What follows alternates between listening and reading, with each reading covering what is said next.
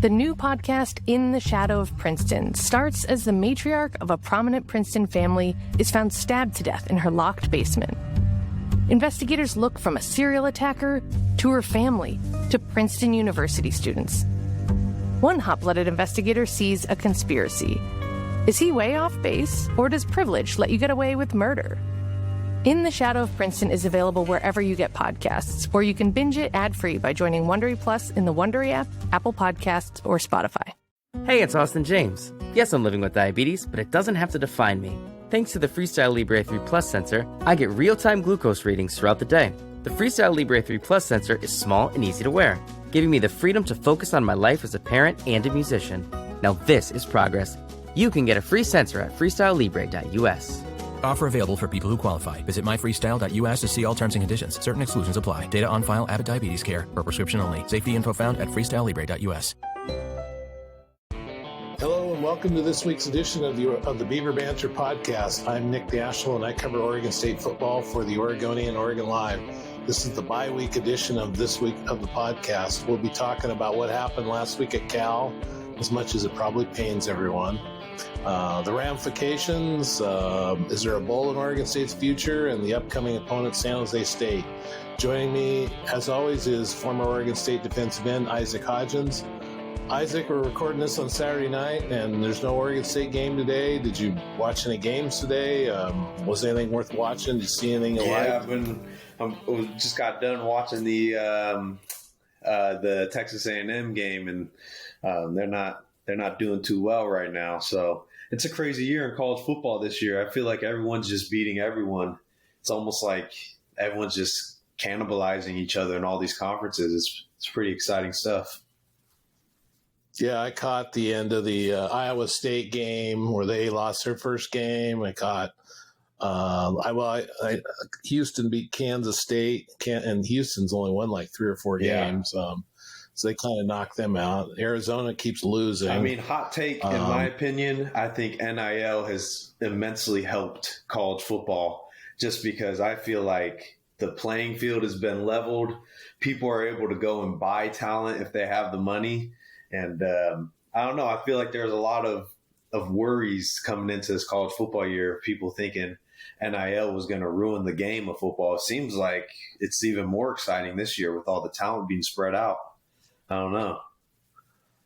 Well, I kind of think it's more spread out because of, there's a playoff system now as opposed to only 4 teams being eligible. And I mean, if there's only 4 teams eligible, it's a lot of the usual suspects, Georgia, Penn State, Oregon, some of the ones that have been there before.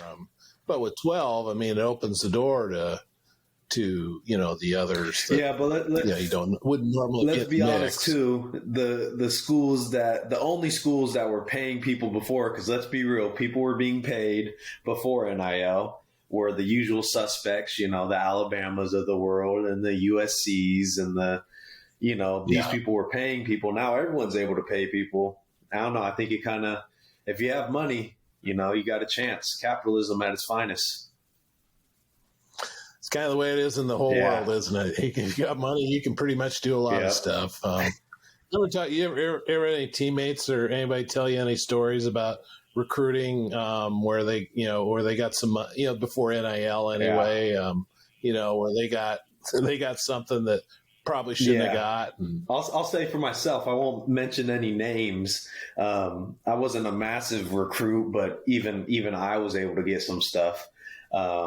I remember I got a pair of Jordans, or a coach told me, hey, go on Nike.com and buy any shoes you want and I'll buy them for you. And I was ecstatic. I'm not going to say it wasn't Oregon State. It was a different school. And I felt so cool.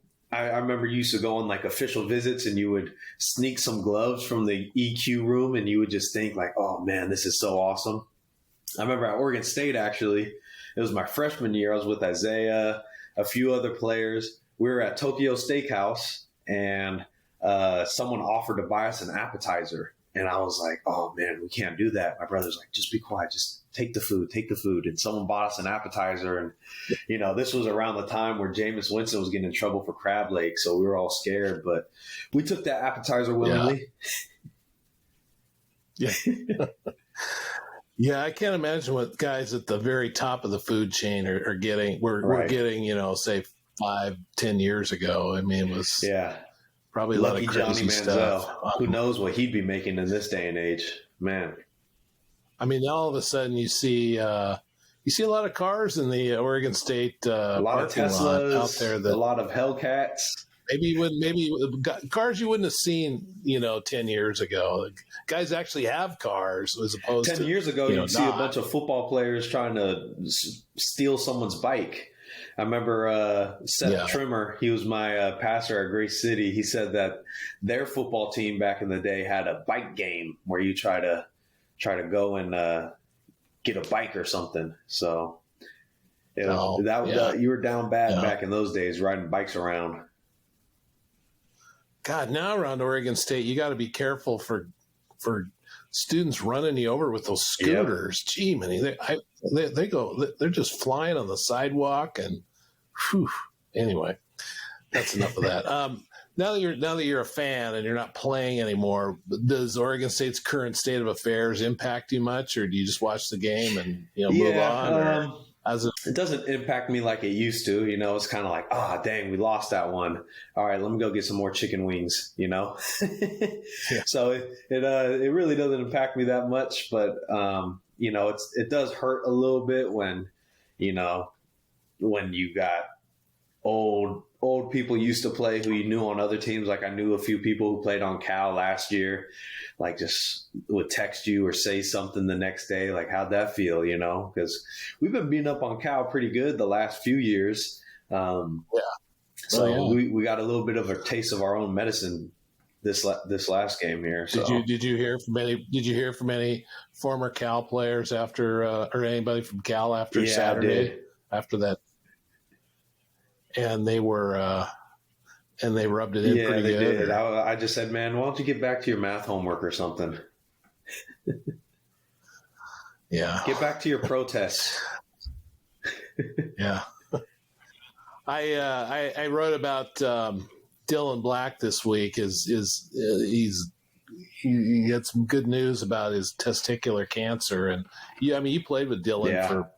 4 years? Dylan was my locker mate this last year, man. He was my locker mate neighbor. So I got close with that guy. I've been praying for him. I hear it's. I mean, guys your age think you're bulletproof, pretty much. Not everybody, but most of you guys think you're. And so something like that comes up, it's like. I imagine that hits guys pretty hard. Yeah, it was heartbreaking for sure. I remember coming back from pro day and kind of hearing that story of what was kind of going on, and it was just kind of a heart wrencher. But it's good to hear he's been doing well. Yeah. Well, as far as Cal goes, we waited a week to talk about this, but we got to talk about it. So. In case anybody didn't see the game or hear about it, it was Cal 44, Oregon State 7, and probably about as one-sided as the final score indicates. I don't know. On the plus side, they stopped the run. There's that. It was, Oregon State did a decent job of stopping the run for the first time in a while, but I don't know if that means anything, but. With a score like that, it doesn't mean much. Usually stopping the run helps you win the game. So, no, when they're throwing the ball 20 yards anytime they want to, it pretty much didn't matter. But so the larger issues to me coming out of that game were the run offense has just, it's not dried up, and maybe it's because UNLV and Cal have really good run defenses and a lot of seniors. But does it feel like teams are really starting to lock in on Oregon State's running game and just daring the Beavers to throw it? Yeah. Cal has a really good run defense. That's one thing I'll say is Cal has had a good run defense probably for the past 5 years. So that was probably one of the tougher opponents we'll face offensively when it comes to the run game. I honestly just feel like we're missing that extra jolt from Jam Griffin, and that's kind of what's been tough is you've kind of seen the past few games, like Hank has done really, really well, but I think missing that 1-2 punch has really hurt us a bit. And then it just felt like our offense, we struggled against their front seven, and Cal has a really good front seven. So that was really the test this past week for sure. Yeah, there hasn't been, Oregon State's had a good number 2. Most of the last 5-6 years, there's always been a second guy, Artavius Pierce, Artavius Pierce, and then Jamar Jefferson, and who else we had? Pretty much Jamar Jefferson that one. Well, there was Isaiah Newell was kind of came off the bench for a while. Well, Damian Martinez came off the bench, and when he was a freshman, and he was a good number 2, change of pace. And Jam when he was here was his first go around was a good number 2. I mean, they just don't have that guy right now, and I don't know if that's going to change much between now and the end of the season. Maybe you need to see a little more of Jake Reichel. I don't know. He's not really he is what you see of him. I mean, he's going to run between the tackles and beat people up. But, so I don't know if there's enough of a change of pace with him. And I think there is, like what you said, as a defense, if all hey, I just have to stop the run and we'll win the game. I mean, that's what you're going to do, and that's what Cal did. You load up the box and you make Giovanni McCoy, you make the Beavers beat you with their arm. And so I think that's the interesting question going into this next game coming out of a bye week. What are we going to kind of see offensively from Oregon State? I think they made a good decision, kind of trying to find something that works towards the end there. Yeah. Well, I think it's pretty clear once you get to the off season that the transfer portal, they've got to add some receivers, at least 1 or 2 guys that can get open and get downfield and things like that. I mean, it just seems like they have a lot. I don't know if what they have is good enough, or they're just inexperienced, or what, but it's just not enough. I think it's enough guys getting open. I think it's definitely a thing that you have to address this offseason. What would be great is making it to a bowl game, and so you got a little bit more leverage as a recruiter when you go out and you try to find new talent. Obviously, you try to, as a coach, what you're trying to do is you're trying to replace every single person on your roster with someone better. And that's just the name of the game. It's a business at this level, and it's just not getting done on a lot of levels right now with the Beavs. Yeah. Well, then another thing that really was was glaring was the pass defense, and you could say, we're missing some corners, missing some guys in the secondary, and that's part of it. But most of it is they're not getting to the quarterback. Yeah. I mean, I think Oregon State is either last or next to last in sacks per game this season. And sacks aren't everything, but you got to at least make guys, hurry them or something to get them out of their rhythm. Yeah, and at this point, I don't think the model of dropping everybody and then just kind of letting the quarterback sit back there is really helping. This is kind of uncharacteristic because defensively we're usually very aggressive. Like we're running blitz packages on second down. Like we're fairly aggressive at this point, and we're never usually at the bottom of the totem pole when it comes to sacks. I think at this point defensively, you got to start looking at schematically, how do we get someone to the quarterback, whether it's with some cat blitzes, you got to start making these quarterbacks clock go off in their head like, hey, I need to get this ball off now.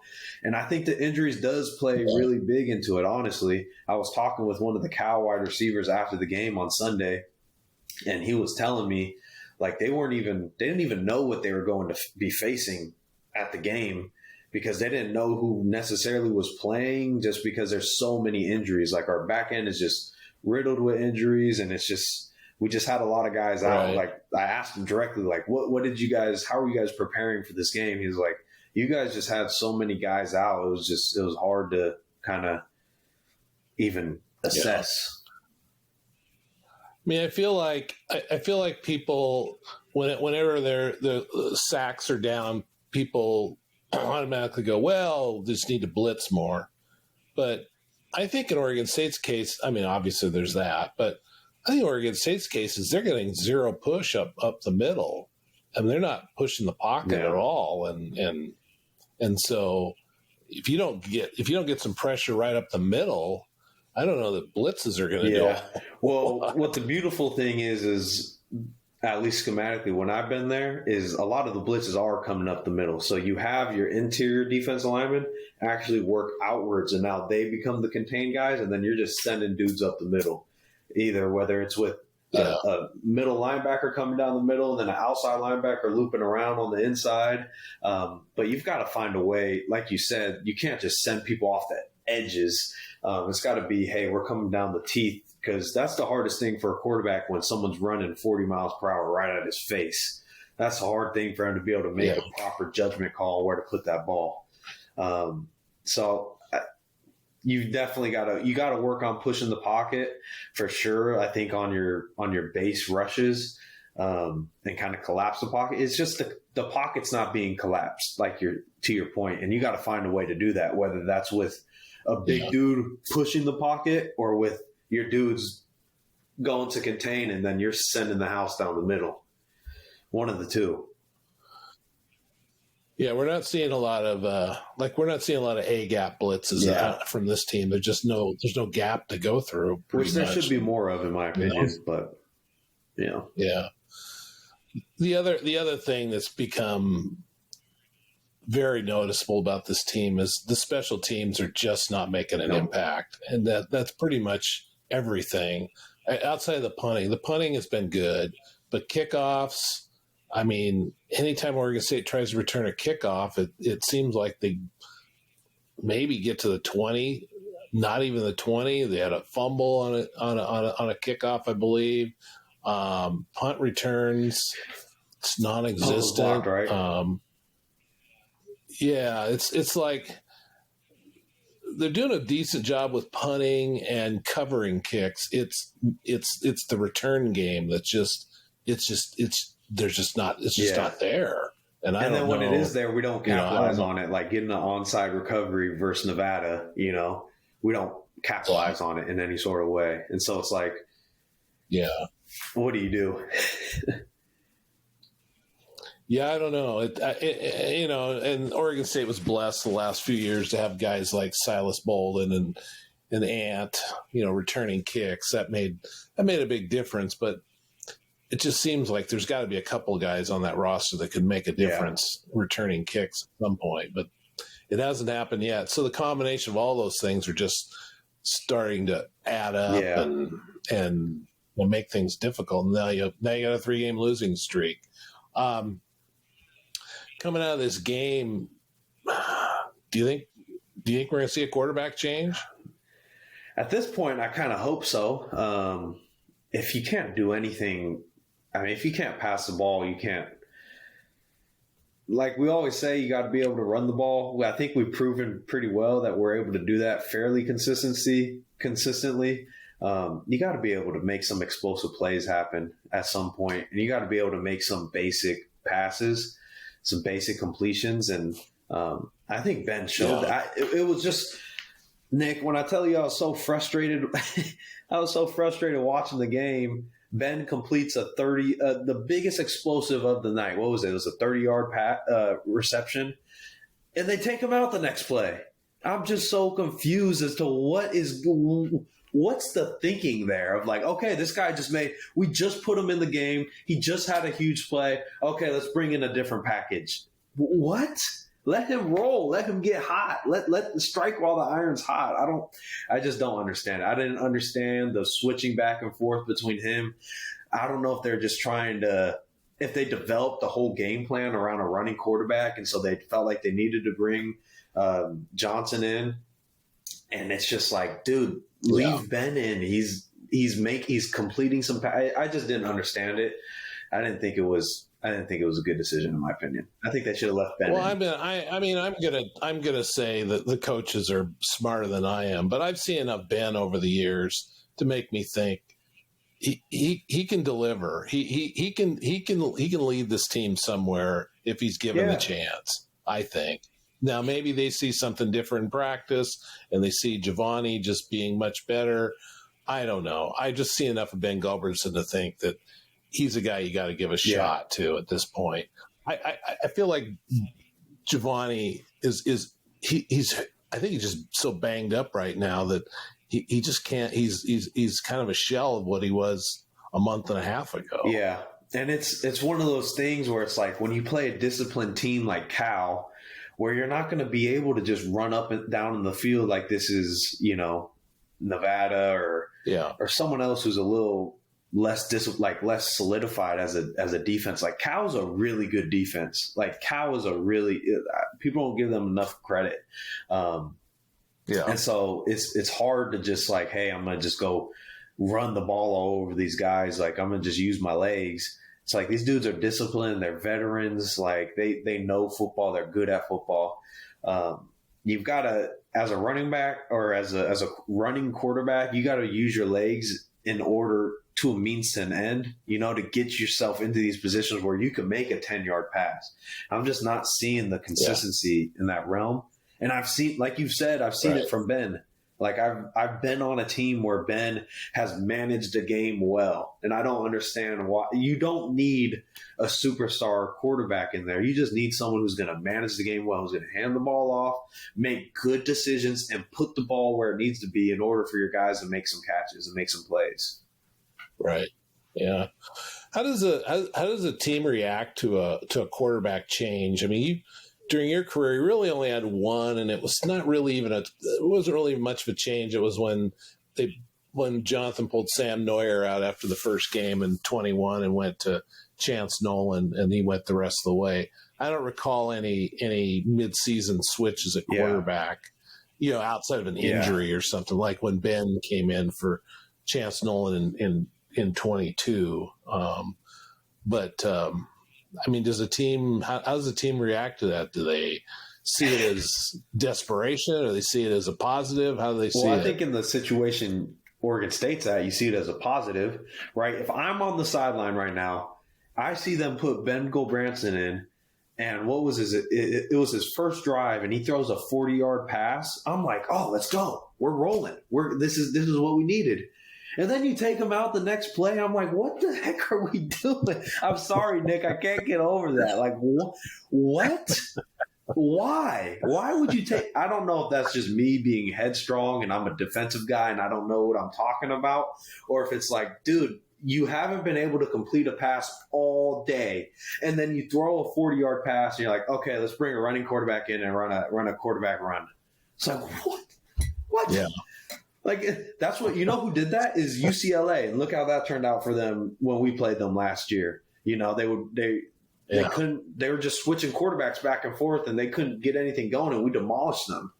And it's like, yeah, man, I would have been, if that was me, I would have been hooting and hollering on the sideline. Like, let's go, Ben. Let's go. Wait, why are they taking them out? What is going on? Like, that's what I would have done. And that's what I was doing in my living. That's what I was doing at the game. I was like, what? Put him back in. Why are you taking him out? Well, I think they stopped that. I'm not going to say nonsense, but it kind of nonsense after a while. Yeah, but it pretty much played most of the way the second half. But yeah, I would think as a coaching staff or as an offensive coordinator, you'd be like, okay, we got something going here. Like we just hit a post. Like we got something brewing. Let's keep it going. Let's run some slants. Let's keep it rolling. And it just stopped. And I'm hoping they're taking this bye week to readjust, because that's what you really do during bye weeks. You do like a midseason, hey, here's what's been working. Here's what's not been working. What do we need to change and where do we need to redirect? And I'm hoping the coaches could look at the analytics, they could look at the paper, they could look at the film, and they could go, okay, our running game is great. If maybe we could just have a quarterback who could be in there, who could mix it up a bit and throw an accurate ball and hit their wide out for a 10-yard gain, I think we could have something brewing. You know what you haven't said yet? And throw it to the tight end. That as well. Get them. They'll get them involved. I mean, because where the tight ends really get involved is the pro style type of offense, and Ben is more of a pro style type of quarterback. He'll more excel in that type of atmosphere. If you now base your game plan around Ben, I feel like you're going to see a lot more involvement from like a lot more of the tight ends being involved. They tried to get them more involved with like on the rollouts with McCoy, and that was good. Now just do it on a more consistent basis. Yeah, I feel like with 4 games left, as much as you may want to run the ball from the quarterback position some, what you need to do is win games. What's going to get you the win? What's the best way to win a game? It feels like maybe it's getting behind Ben Galbranson and throwing the ball down the field and riding Hank quite a bit in the backfield. That seems, at least offensively. And I'm not saying I'm not saying you can't switch it up and bring in a running quarterback here and there, but like, I mean, you got to be able to put a drive together. You got to put some series together and get some points on the board. To your point, like if McCoy is banged up or whatever it is, maybe his shoulder hurting or he can't run as much or whatever it is. If they could get that figured out, get a quarterback in who can manage the game at the end of the day. Like your running game is so good. If you could get a manager in the game who's going to be able to hand the ball off, complete some basic route concepts and kind of get you to win some games, I think Ben is that guy to do it. Yeah. Well, there's 4 games left. Oregon State needs 2 wins to get to a bowl game. I'm kind of saying they got to win 2 of the next 3. I don't see any way on earth at this point they're going to Boise and winning that game. So I would say out of the next 3, they got to win 2.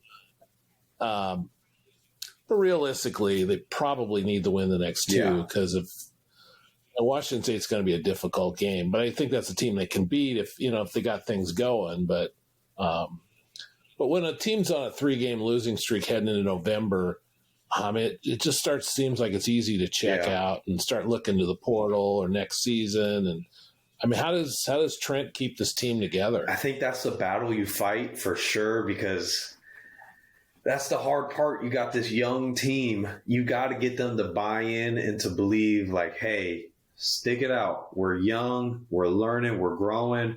We're rebuilding this thing. Stick it out. Like, I think that's the way I think that's the message that you have to put out there is like, we're young. We're growing still. These are growing pains. This is not going to be the status quo going forward. Because I really don't believe this is the status quo going forward. I really don't. I believe that this thing is going to be able to be rebuilt over a number of years under Coach Bray, and it's going to be able to be done well. I think we're just seeing some growing pains here. And so if you could talk some people into that and then maybe talk some donors into being a little more generous, maybe get Nick Daschel to start donating to the NIL collective or something, and maybe we'll be on our way. That is not my job to give money to Oregon State. Maybe get Nick Daschel to put an ad in the paper or something. Like, I don't know. Do something. That is not my God. Now you're starting to talk like Oregon State fans, like I'm supposed to be writing about the team and rooting for the Beavers. And no, you're a cornerstone of the program, man. That's what fan websites are for. I just tell what I see. Right now, I don't see I'm wondering. Right now, I wonder a lot. Like, so what's your gut feeling? You think they're going to win 2 and make a bowl game, or not?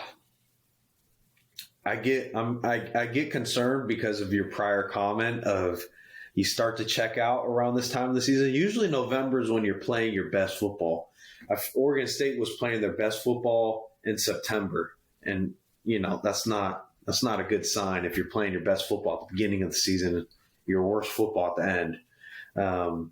So I do get concerned about guys checking out, guys just worried about, where am I getting my next NIL deal from? Where am I going to go? I'm not playing as much as I want to, or I definitely do get concerned about that. I get concerned about guys, who have NFL aspirations and who are more thinking about that now instead of right here, right now. I really hope so. Now I'll say I really hope so. I think if they can make the proper changes this bye week, I believe we could go to a bowl game. I think if we don't make the proper changes, if you don't find a way to find your guy, I really don't feel like they found their guy at quarterback yet. That much is evident. Yeah. If you could find your guy who could game manage, I think you got a shot. Well, in today's era, does getting to a bowl game even mean that much to players? Yeah, I think it does. I mean, for me, the bowl games were some of the most memorable experiences, not necessarily because of the game itself. I don't even really remember the game, to be honest. I more remember the camaraderie and the events with my friends. And I mean, I have some of the best memories of my life were at the Las Vegas Bowl, and it wasn't even during the game. It was, going on the strip with my teammates and, hitting the casino and laughing and joking about, this guy lost $500, whatever it may be. That's where the bowl games is more of the time with your brothers, before things change, before people leave and the team looks completely different the next year. So it really is meaningful. Yeah. Well, next up, like I said, was San Jose State. Spartans are 5-3. They're also coming off a bye week. They throw the ball about as well as any team Oregon State's going to play all year. They're number 7 in the country in passing. They got the number 2 receiver in the country, at least statistically, in Nick Nash, 80 catches for 995 yards and 12 touchdowns.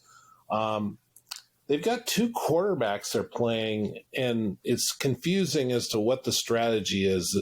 Emmett Brown played a lot early in the year, and now they have Walter. I think his last name is Eget. He's been playing a lot lately, but they both play in all the games, and it's confusing as to. I know there's been talk like, well, we really want to settle on one, but they really haven't settled on one. But I'm just wondering if you see 2 guys playing quarterback for a defense, does that make it? I don't know. They both seem to have the same sort of. I mean, they're different guys, obviously. Brown is 5'10", 187, and the other guy's 6'3", 225. So, but I don't think they run a lot. It's more just about throwing the ball. If they're the same style, does it really matter who's playing? I mean, it really doesn't make a difference so long as that it's not, strategically they got a pocket passer versus, a runner. If you got that situation, now it's like, okay, antennas are up when the runner's in. Hey, when the pocket passer's in, we're hunting. We're foaming at the mouth and we're ready to go get them. When the runner's in, we're keeping contained. We're keeping contained and we're crushing the pocket. So it really doesn't make too much of a difference. Maybe a little bit for the back end if you try to look at like tendencies, maybe who's his favorite target that he likes to go to based off of who's in. But there's really not much to go off of. Yeah. Well, I mean, really in a nutshell, this Saturday, Reeser needs to return to being Reeser. It hasn't been the and I'm not saying that the fans haven't shown up and made noise. It just hasn't been the dominant place that it's been the last few years. And we definitely need that reserve. I mean, it can be loud. It was loud for Colorado State, obviously. It just, I guess the bottom line is the team needs to play well to make Reeser become Reeser. And there needs to be some excitement of, like, hey, this game means something. I feel like right now the overall kind of feeling around Oregon State football is just kind of like, we're just kind of trying to make it through this season. I will tell you fans, if you're listening, show up, show big, and be loud because that Reeser effect is serious. I mean, we saw it in, the game versus USC. We saw it in the game versus Washington last year, where if we pulled that one off, I mean, we changed the trajectory of what happens in college football that season.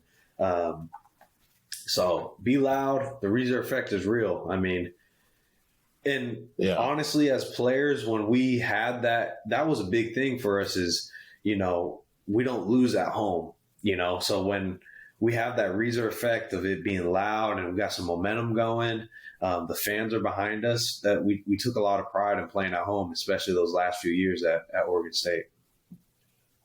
Yeah. A couple more things before we check out here. The first CFP rankings come out this week. You care Are we at all? on there? No. I see Boise State's climbing. Well, they'll be. Washington State will probably be on there too. It's I'm assuming, but do you care about the CFP rankings, or is it all about Oregon State? It's all about Oregon State, baby. No, I care. I care about those things. I just kind of want to see where. I love it when we're in the top 25 for sure. I care a lot more then. Yeah, it would just be great if we were able to be on that fringe, and then we could kind of beat some ranked teams coming towards the end of the season. But we're hoping for a bowl game at this point. Yeah. The other thing about this next upcoming week is obviously the election. Tuesday, 2020 was kind of a weird year for because of COVID and all that stuff, but. Does the locker room get kind of fired up for elections, or do guys care much about it? We did when I was there. I remember having full-blown arguments and, debates with people. You would think the presidential debates were in the locker room at some point. I'm curious as to if the NCAA is still doing, if they're still doing that rule where there's no practice or team activities on election day. No, I don't think they do that. I don't think they're doing that. I don't believe they are. Yeah, that was a really big thing in 2020. I don't want to get too political or anything, but during 2020, it was like, get out and vote. Don't be here. Get out of here. And then as time went on, they're like you're saying, it's more kind of like, do whatever you want. But I think it's important, man. I hope these guys are voting. I know I still talk to some dudes on the team, so I hope they're having some conversations, some respectful, engagements. I know I did. That was one of my favorite parts of being on the football team, man. Just being in the hot tub and having those political, cultural, societal debates and arguments and so many different perspectives. It's beautiful. It's how America should be. Yeah. Is a lot. I'm assuming the locker room is a little. Just in general, a little more left than right. Yeah. You'd be surprised as of late. I think in 2020 or 2020, there was like a few people who were like a little more right, but the majority was a lot left. But I feel like there's been sort of a shift that's gone on where I remember last year, I would talk to people and there was a lot more people swinging right and kind of just fed up with some, I don't know. It's a liberal institution at the same time, but I think that's the beautiful thing about a football team is you got people from Hollywood, Florida, and then Hollywood, California. You got people from, Montana, and then you got people from New York City. So it's a beautiful place for just a melting pot of ideas to kind of just be shared. And, you have those fun debates and arguments with people. It's my favorite thing to do is debate. How much do the coaches encourage, A, you guys get out and vote, but B, just debate about whatever, along the political lines? It was encouraged for sure. In team meetings, it wouldn't be like we would harp on it and have people come in and talk about, what you should do, what voting is. It was more of hey, today's election day, go out and vote, make sure you cast your ballot.